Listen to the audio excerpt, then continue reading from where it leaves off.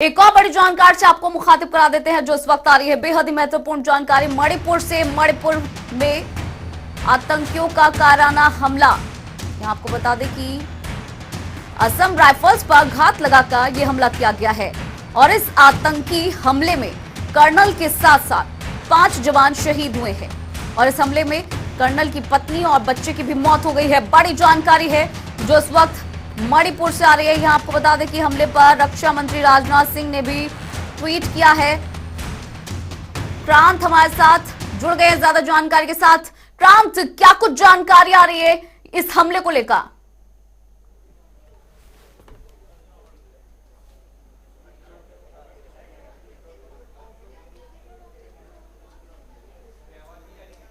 क्रांत, क्या कुछ जानकारी है आपके पास हमले को लेकर?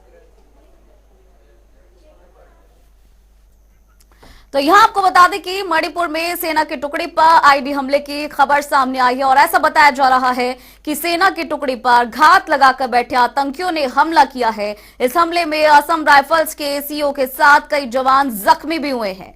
मणिपुर में सेना की टुकड़ी पर आईडी हमले की खबर सामने आने के बाद से यहां आपको बता दें कि राजनाथ सिंह ने भी दुख व्यक्त किया है और ट्वीट के जरिए उन्होंने ये दुख व्यक्त किया। इसके साथ ही आपको बता दें कि मणिपुर के चुराचांदपुर जिले में सिंघाट में यह हमला हुआ है। यहां पर असम राइफल्स के कमांडिंग ऑफिसर के काफिले पर आतंकियों ने यह हमला किया है। काफिले में कमांडिंग ऑफिसर के परिवार के सदस्य और एक क्विक एक्शन टीम के सदस्य भी मौजूद थे। क्रांत हमारे साथ जुड़ गए एक बार फिर से न्यूज रूम से। क्रांत, क्या कुछ अपडेट है आपके पास इस हमले को लेकर? जी बिल्कुल दीपशिका, हम आपको बता दें जो मणिपुर का चारा चांदपुरा इलाका है वहां पे ये एक घटना हुई है जो आतंकियों की तरफ से घात लगाकर हमला किया गया था। फिलहाल अभी तक इस हमले की जिम्मेदारी किसी ने नहीं ली, जिसमें एक कर्नल जो शहीद हुए हैं और उनके एक बेटा था और उनकी पत्नी भी इस हमले में मारी गई है और साथ ही साथ जो 5 जवान हैं वो भी शहीद हुए हैं। फिलहाल अभी कोई जानकारी फिलहाल सामने नहीं आई है कि किन आतंकी संगठन की तरफ से ये हमला किया गया था, क्या ये उग्रवादी हमला था या एक आतंकी हमला था। लेकिन जो भी अभी तक शुरुआती जानकारी सामने आई है उसमें यही है कि आतंकियों की तरफ से पहले से घात लगाकर बैठे हुए थे।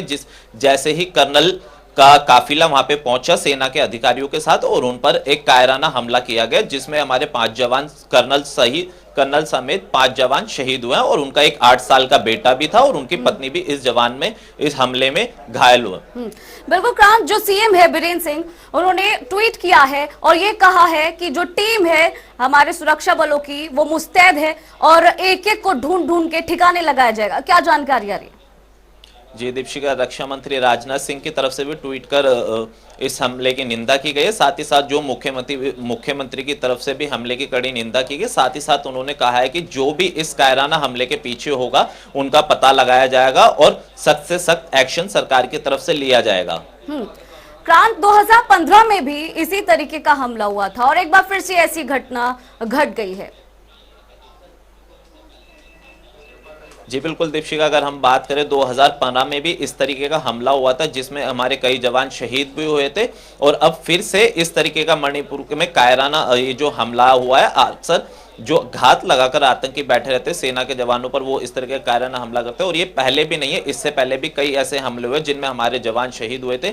लेकिन सरकार की तरफ से हालांकि यही कहा जाता है कि जो पर्याप्त एक्शन है वो लिया जाता है, लेकिन उसके बाद भी तमाम जो ऐसे घात लगाकर हमले होते हैं सेना की सुरक्षा में ये एक बड़ा अहम सवालिया निशान तो उठाते ही है। साथ ही साथ सरकार की तरफ से अभी तक यही कहा जा रहा है कि पूरा जो इसमें एक्शन होगा वो लिया जाएगा और एक इसमें फिलहाल सूत्रों की तरफ से एक जानकारी जो ये भी है दीपशिका, हम आपको बता दें कि जो PLA आतंकी संगठन है वो उनका हाथ इसके पीछे बताया जा रहा है, लेकिन अभी आधिकारिक तौर पर इसकी पुष्टि नहीं की गई है।